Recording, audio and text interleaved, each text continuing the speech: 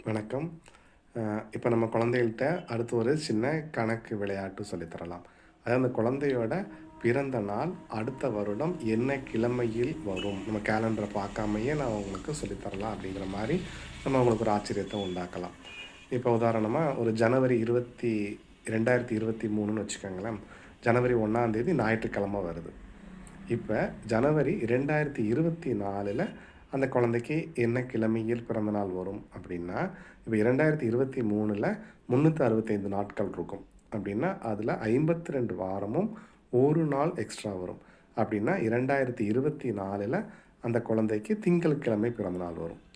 அ அடுத்து 2024ங்கிறது 2024ஆம் வருடம் leap year அப்படிங்கிறதுனால, அதில வந்து 366 நாட்கள் வரும்.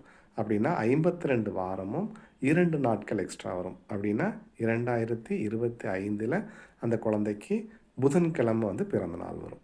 ஸோ இதே மாரி நம்ம குழந்தைகளுக்கு ஒரு சின்ன சின்ன கணக்குகள் சொல்லும்போது, அவங்களே ஒரு இன்ட்ரஸ்டிங்கா வந்துட்டு அத கொஞ்சம் கத்துக்குவாங்க. நன்றி.